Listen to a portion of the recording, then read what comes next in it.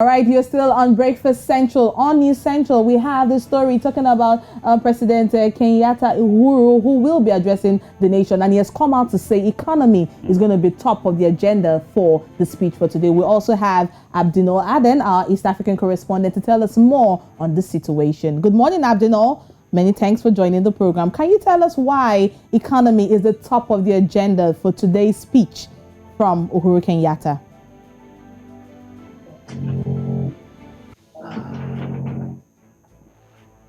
All right, while we're waiting for Abdinol's network to be set properly, we also had that in The Nation this morning. The Daily Nation gave us that story on page 5, and he came out to say economy is top of agenda as he, Uhuru Kenyatta, addresses the nation. All right, so a big speech coming from the Kenyan president expected, and we're later to give you the latest. So it's a State of the Nation Address 2021 scheduled for today, the Thursday day of November. At 2 p.m., which is about, that's Kenyan time, and for us, that's about 12 noon Nigerian West African time. Our correspondent, Abdinol Aden, will be standing by to give us the latest when it comes to the State of the Nation speech addressed today by Uhuru Kenyatta. So, Abdin, morning to you. So that's the big speech from President Uhuru, who we expect to be in Nigeria in a couple of days from now. But tell us, what can we expect from the president later today?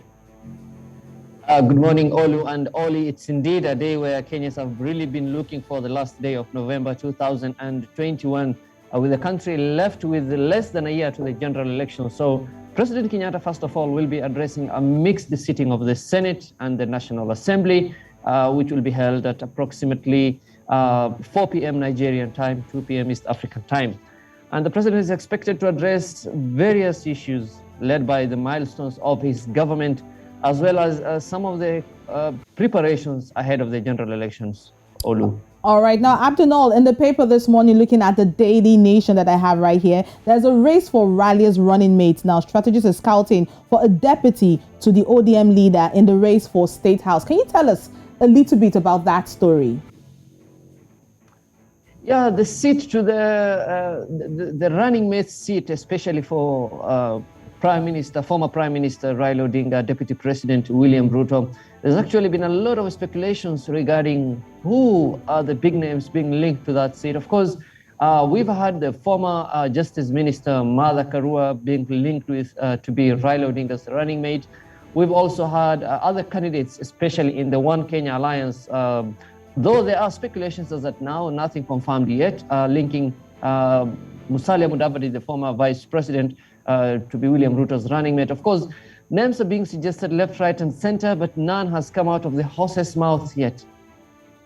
All right, so Abdin, so the big speech expected today, Kenyatta's State of the Nation address, and after that, when he talks about the economy and all that in Kenya, we expect Kenyatta to be in West Africa from Nigeria to visit about 4 West African nations. What do you think we should expect from his visit from the east to the west?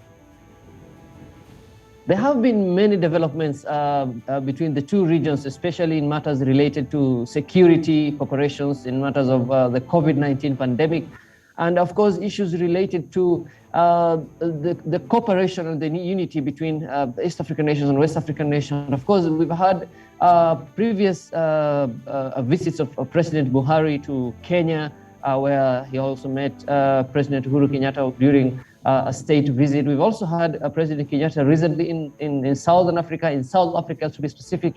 And of course, all these meetings are actually part of the leadership's efforts, because much focus has been on the African continent, and with challenges ranging from insecurity, the post-pandemic period, and a political stability. There is much experience in West Africa that can serve either as both as a lesson for East Africa, and there is that big brother, relation and look that is relied on usually from West Africa, considering the number of populations that these countries and these leaders have been managing, and controlling challenges such as terrorism, violent extremism, and issues related to national stability. Olu and Oli. All right, so Abdin, looking forward to the speech later. I'm sure you'll be covering the speech for Uhuru Kenyatta for us right here on News Central throughout the day. Also, it's the last day of November, so which means from tomorrow, we're going to the 1st of December. So, Adin, I'm sure there'll be lots to look forward to from you in Kenya as they prepare for Christmas, right? Exactly. And of course, haven't forgotten the sports bit. The Football Kenya Federation's President Nick Mwendwa refused to take a plea yesterday. And we also expect more developments. The country hasn't played football for the second week now. Wow. All right. So much to chew on from Kenya, and that's why you are our man over there, eyes and ears, our East Africa correspondent out there in Kenya, Nairobi, Abdul Aden. Thank you so much. Thank you so much.